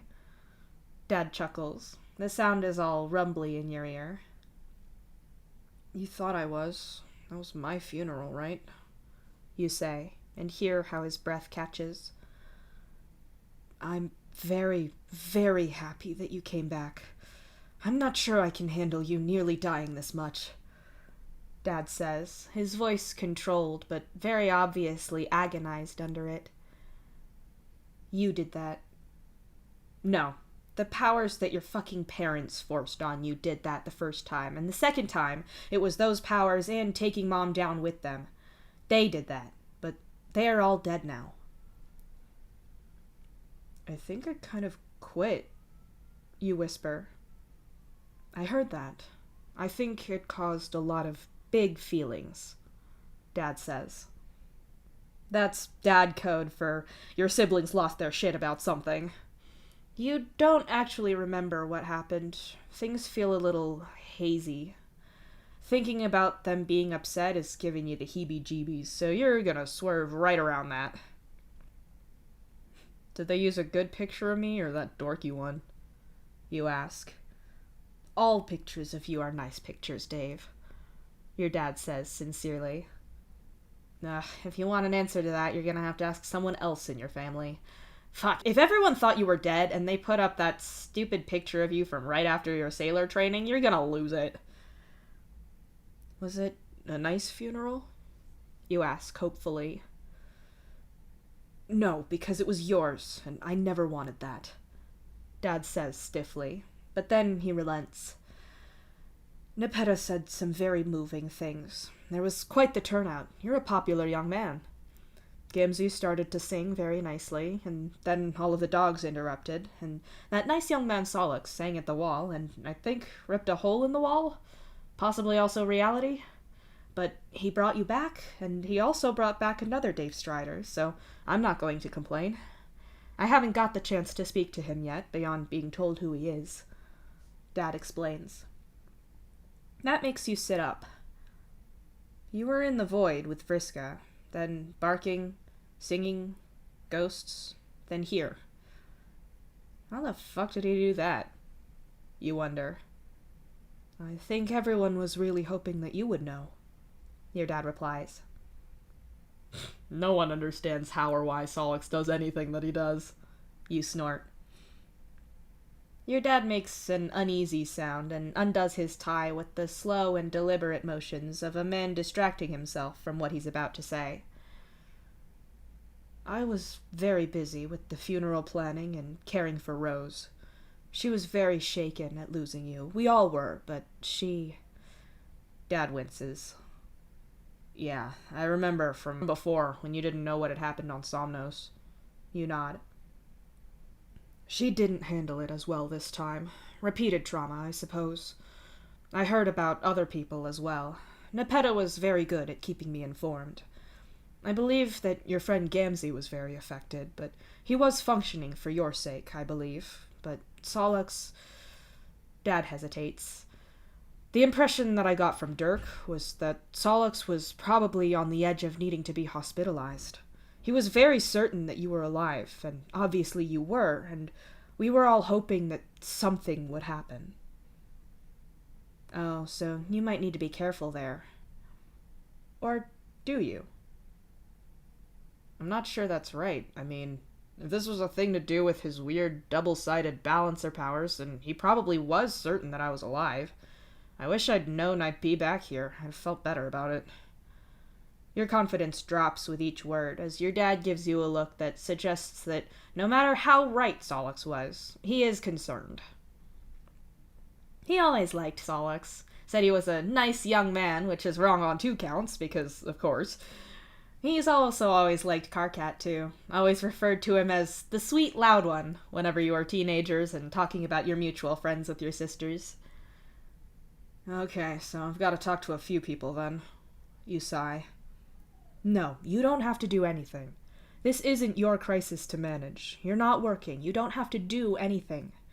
I only wanted to make you aware of how some people are feeling. You have been through a lot. You don't have to do anything. Dad warns you. I know, but I feel fine. Mostly fine. You smile weakly and get to your feet. Dad gives you a pained look, but he's not arguing with you. I mean, it's nothing new. You look down at your arms, and you're still shaking hands. It's nothing that you haven't been through before, is it? Watching a parent get hurled into space? If you count your mom launching you and bro in that pod the one time, then this is the 3rd time it's happened. Getting experimented on, getting attacked, none of that's new. And really, it wasn't even that bad. You've had worse. It's old news. Dave, you should really speak to that therapist of yours. The one with the puppies. Your dad suggests. Cinnamon Toast had the puppies? You whisper. It's so stupid that after everything, this is the thing that reduces you to ugly floods of tears. You're trying to reason that it's a sign that life moved on without you, that while you were getting experimented on and murdering your mother, life went on. Cinnamon Toast had Beck's puppies. People planned your funeral, even though you weren't dead. It's not fair. This shit isn't fair. You gave everything you had, but that's all you've ever done. You kept your parents' secrets and the pain they put you through so that your siblings would be protected. You learned to balance in secret without being able to tell anyone who didn't already know about the balance. You learned and did the job because you had to. You lied to everyone about your life, about who you were, about what you did. You never considered a future beyond what you'd been handed because that wasn't how this worked. You lost Jade because of the secrecy and because having Bro forced against your soul this whole time made it nearly impossible to know who you were. You wasted her time and broke both of your hearts. Then everyone finds out everything about you, and that's not fair. You finally end up happy with Solix and Karkat. You finally get your life together, and then your mom takes you. You could have let her go on, but you had to stop her. And it wasn't fair, but you had to. You nearly died, and it's not fair. Nothing has been fair, ever! But everyone was just going to go on without you. They'd sadly sing Bones in the Ocean for you, and maybe look out for your ghost among all the others in the future. Thanks for playing, Dave. Sucks for you that you got chewed up and shit out. Too bad. It's stupid. You know it is. You don't want people to die from grief. You hate that you hurt anyone. There's certainly no sense in being angry that Cinnamon Toast had her puppies without you there. But you sacrificed your whole life because you had no choice, or people told you that you had no choice. You sacrificed so much. And for what? You are impossibly, soul-screamingly, endlessly angry about this! Your hands are shaking, their chipped and torn nails, an accusation at everything you've been through. The marks on your arm from tests that showed nothing of use either. I need to be by myself. You tell your dad, and leave before he can stop you. It's not like you're gonna apologize, is it? You think you're kinda over that, actually. Apologizing, laying your life down for everyone. You don't want to be some hero. All you wanted was to come home, to stop this shit for good. And yet, as your feet walk you through the quarantine area, you think that even if you lived 1,000,000 lifetimes, you'd never be done being angry about all of this. Rose was probably right, wasn't she? All this science, this secrecy, twisting you and everyone before you into going along with it. That shit's evil. The window that looks down onto the ship's docking area and out to space reflects your face ever so slightly. You look pale and furious, even as you're translucently laid over the Atuin itself and the darkness of space beyond it. Staring at yourself, you decide something pretty firmly for yourself. Never again. Not just your mom's science, but all of it. There's the answer to Karkat's question from all that time ago. Could you do this to someone else? Make someone else do your job? No. You can't. It's one thing, explaining things to Solix and Karkat and setting them up to know how to deal with this and choose to help. But you'd never have made them help. With the Carapacians around, things are going to change. They already know about the balance, and the group you saw before were balancers. Things can be better, right? Sure, you don't get a choice about whether you are a balancer or not, but you can have a choice about whether you do it or not. That's better. You can live with that. On the other hand, when this ship eventually gets a new captain, you're going to need to make your position on that clear. No one will be made to live the life you have, no matter what. Something in that feels right. It feels true down to every atom that you have. Hey. You turn, expecting to see Solix, but no. That's the same double-layered split-tongue effect, but the voice is different. It's Matuna. It finally clicks for you that you can understand him, even though you were listening to him earlier. It hadn't sunk in. Hey, I can understand what you're saying, you say slowly. The anger from before doesn't fade or go away, but it's more as if you simply switch channels. It's still there. It'll always be there. Yeah, I got that. You can understand Vriska, too, Mituna says quietly, and stands at your side, looking out through the window, too. He doesn't cast a reflection like you do, though, but you can still see him out of the corner of your eye when you look out there. Why? Vriska's not attached to anyone, but you are. I shouldn't be able to understand you. You point out. You couldn't understand him before, which is why you had to resort to crude charades, but you could understand him when he was talking to Vriska before, right? Ugh, your head is so messed up. Search me, man. Sai and Signless have already found me that they can understand each other, so that devolved into ghostly makeout, and then they realized that living people can understand them and build a fine disciple, so I guess she's gonna get unalive action, the phantom porn, spectral spunk, fuck, I can't think of any more! Mituna hisses. Phantom has more of an F sound when you say it, though, right? Phantasmal fraudage works. Oh, spooky sex was right there, duh. You say, shaking your head for not seeing it sooner. Eerie ejaculation, Mituna adds with a sage nod. Okay, see, I'm less mad about being interrupted when I wanted to be alone to seethe about my life, when it means I get to have this conversation. Not being able to talk to you this whole time was clearly a loss. You snort. Captors are just fucking great. And great fucking. Please tell me Solix isn't dragging our rep through the mud on that, right? Mituna asks. He drags his hand through his hair and gives you a jokingly flirtatious look as he does so. It's different from when Solix does it. With his joking flirtations, there's always a layer of, nah, I'm just joking. Unless? And that's not here with Mituna. Wasn't really thinking about it when I was being experimented on, but he's not giving you guys a bad name. Well, unless you mean with the laundry drones, you say, flashing him a grin.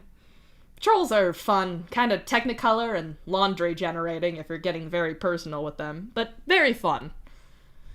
I'd warn them for you, but I can't interact with tech. Mituna shrugs. That thought flits through your mind. Not Mituna interacting with technology, but the idea of you being physical with Solix and Karkat again. You stop breathing and remember how hard it was to let even Equius touch you to check how hurt you were.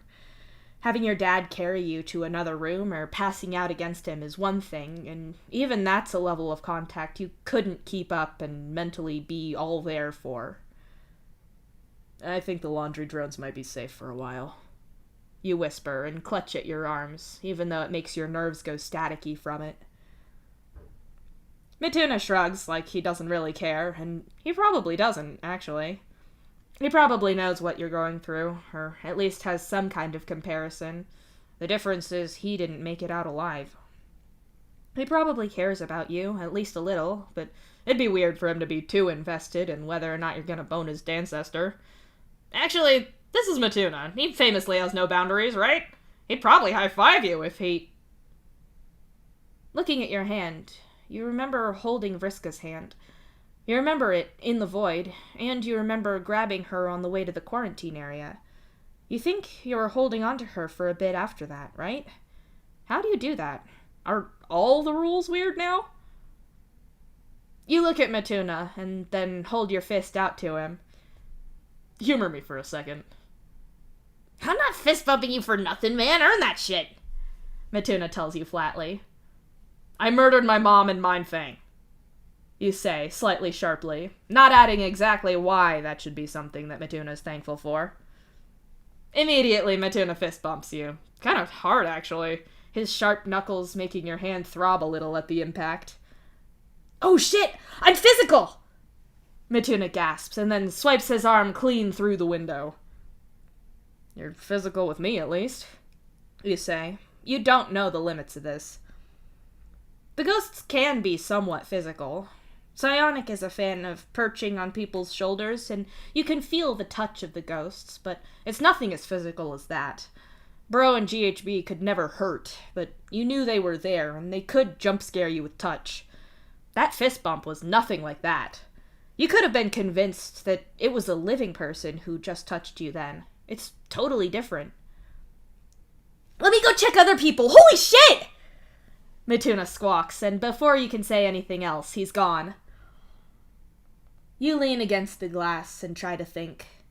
The rules seem different now. Everything feels different now, and you don't know what to think about that. But then, you push your sleeve up just enough to see the angry marks of the sensors on your arm. Different is better, right?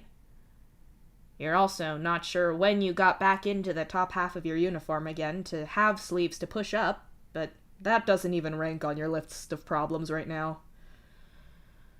Shit, this whole situation is a mess. More than anything, you wanted to come home, but here you are hiding off by yourself. But it's not your fault. You don't know how you're supposed to feel, or... You do know how you feel. You're angry. This has been established already. That's wildly different from how you're supposed to feel. That's what you haven't worked out yet, isn't it? Trying to work out how you're supposed to be playing this so you can put on the right face for other people. Solix called you a liar once. He told you that you didn't have to tell him the truth, but you didn't need to bullshit him. No prizes for guessing why that got you so invested in him. How many times have you balanced, or gone on a mission, or done anything, and not been able to talk about it? Yeah, you think you're also done with lying and pretending that you're fine when you're not. Yeah. Never again. You feel good about that. It's just you. I can mess with Solix and Karkat as much as I could before, but not like this, Mituna says as he floats through a wall. He reaches down and puts his hand on top of your head and wobbles it about like you're some bobble-headed toy. Well, I don't know what I'm gonna do with that. I'm gonna go find people, you announce and start walking. They're not really hard to find. Kinda think you should talk to Solix, though. He's starting to lose it, Mituna advises you. He's the second person to do that, so you probably should. Sure. Hey, how'd you find me anyway? You ask him as you walk. The quarantine area is pretty big, and it's not like you told anyone where you were going. Mituna just shrugs at you and then slips off through a wall without you. You have to respect the inclination to just peace out on a conversation that you're no longer interested in. Maybe you should start doing that too. Add it to your list of things you're changing. You guess you do that autopilot thing. You know, where you're walking a route you've done so many times that when you're tired enough or distracted enough, you can look up and bam, you're there.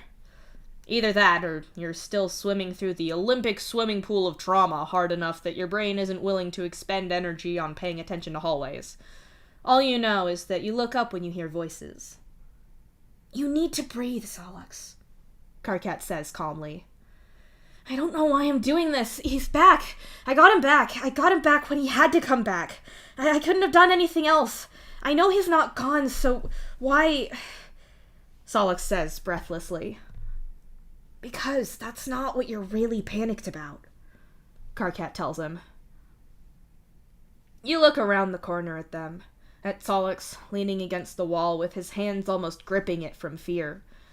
Karkat has his hands on Solix's shoulders, gently keeping him in place as he leans against him like some kind of Vantis-weighted blanket. Bad time? You call out, making both of them jump and look at you. Absolutely not, Karkat sighs in relief. Really, really not bad timing at all. The best timing, Solix tells you and gives you a shaky smile. This is what you wanted, to come home to them. Who the hell cares about being a balancer or having a purpose? You wanted a life. You wanted this. It takes no effort at all to walk closer to them, but you're not entirely ready to touch them just yet. You gotta work up to that. Sorry about losing it back there. You apologize. If anyone has any complaints about how you're handling this, I will personally knot their limbs together like a living balloon animal, Karkat tells you cheerily and with a slightly unhinged look in his eyes. Horrifying, you manage after a moment. How are you? Solix asks, ignoring all of that. That's a big question. I'm not that hurt. I've had worse. I guess the unreality shit saved me from the worst of it.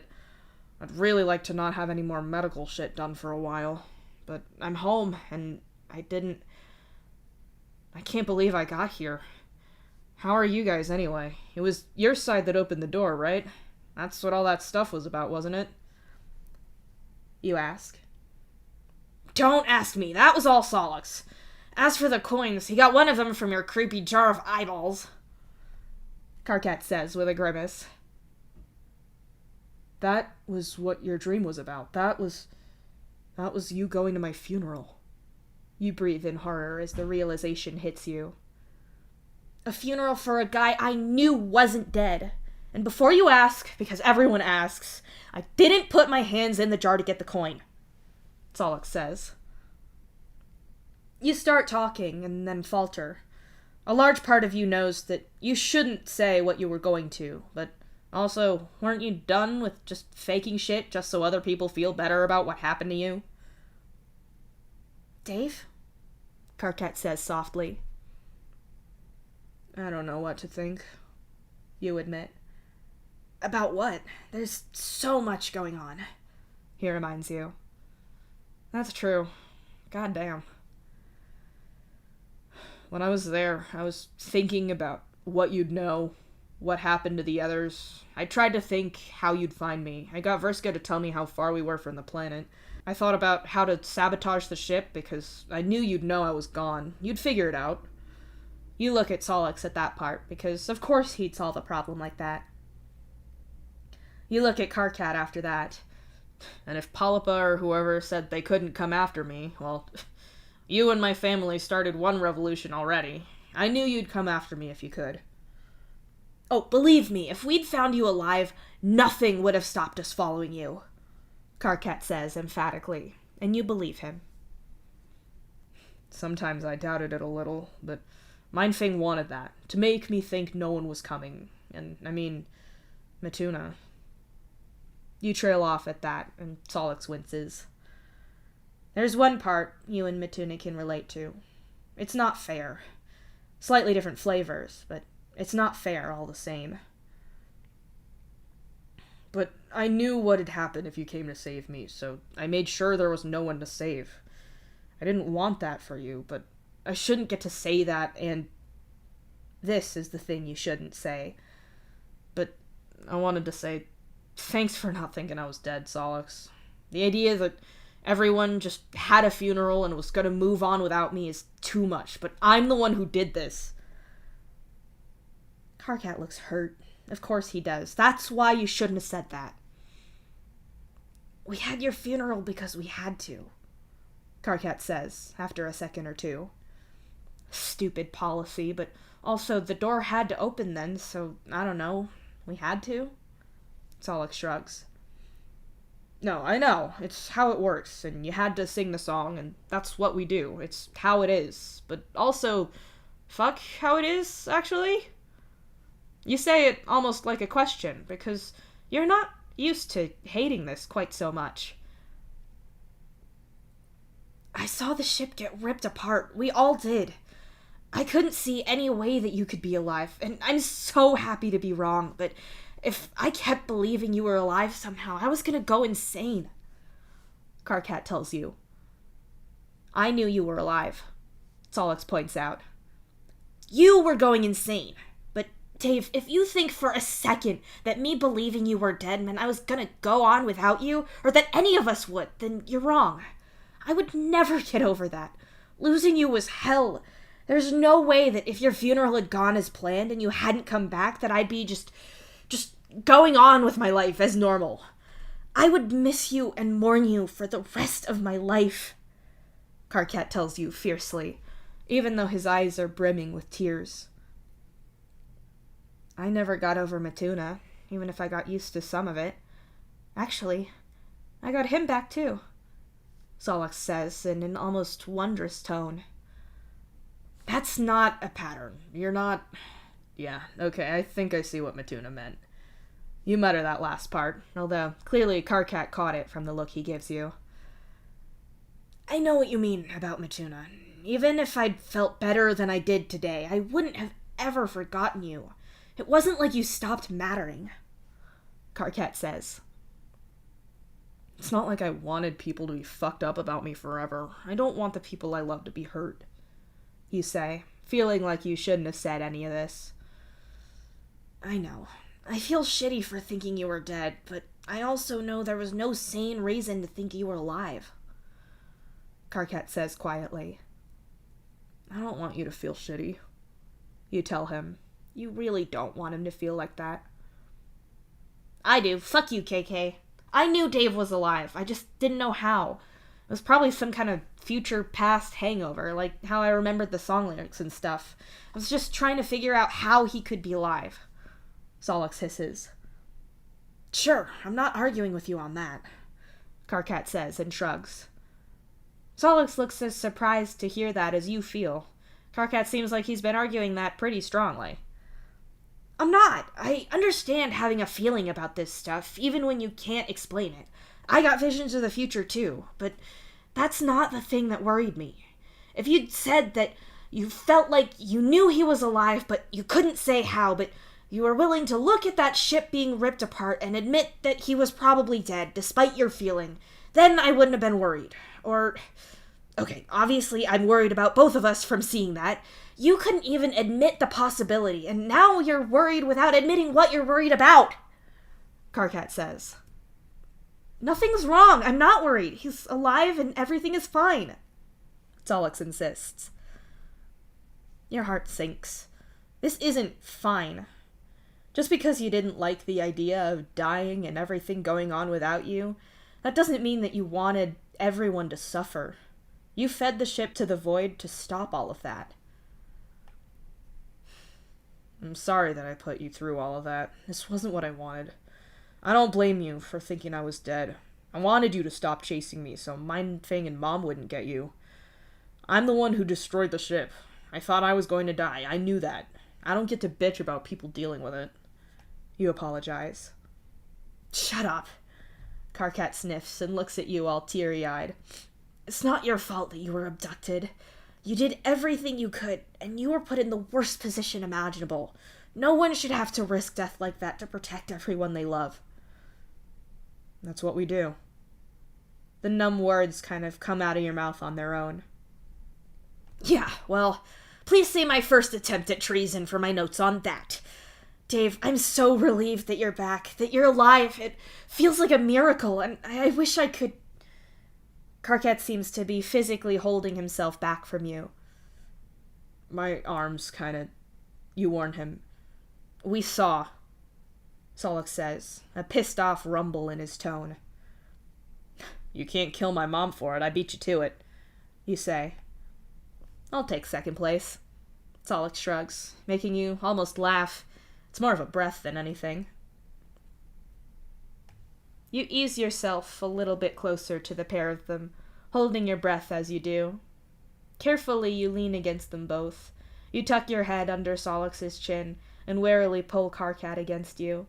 He's clearly not sure what to do with his hand that had been touching the side of Solix that you're on. The uncertainty of what he's going to do is starting to make you a little twitchy, and you hate that. Is this okay? Whatever you want me to do, I'll do, Karkat says quietly. The soft reassurance is alien enough to the violence that you've had lately. The obvious need for your agreement makes it different enough. Equius only did what you agreed to, but the medical exam still had to happen. That was out of your control enough that even Equius being gentle unsettled you. This is different. This doesn't have to happen, and they're both following your lead here. You reach around Karkat's arm and pull him closer, so you're more or less sandwiched between them. Actually, that would be easier, so you do that. You shift, putting your back to Solix's chest and dragging Karkat up against your front. Solix has his chin on top of your head, but you're a little too tall to do that when you're standing up straight, so he moves so his face is pressed against the side of yours. Karkat rests his head partly on Solix's shoulder and partly on yours. It leaves you the space to drape your arms over his shoulders so no one's going to touch them by mistake. Karkat's big, warm hand is bleeding heat through the side of your uniform. He's got it placed there ever so carefully, and you can tell that he's holding on to Solix with the other, because you can feel his wrist by your other hip. Solix has one hand on your ribs, and the other must be somewhere over with Karkat's on your other side. That's about as much contact as you can get without removing layers, and as you're in the hallway, that's definitely not happening. I thought I'd never see you two again. Right after I'd finally figured everything out. Right after I was finally fixing things so I was happy. I got all that, and I lost it. I didn't think this would happen. You confess into Karkat's neck, as if no one seeing you say that absolves you somehow. Nah, fuck that. I got my Dave back. I got 2, actually. Solix chirps, clearly pleased for obvious number-related reasons. I'm done understanding things. Also, the guy seems confused as shit. Karkat mumbles into your uniform. I'm also confused as shit, you admit. You luxuriate uselessly between your boyfriend and your partner for a bit. You've had the big thoughts and the hard conversations. Now you're allowed to enjoy this. Who knows when you're gonna get weird about contact or being trapped again, so enjoy it now. I was talking to Matuna earlier. I can do that now, for some reason. You say after a bit.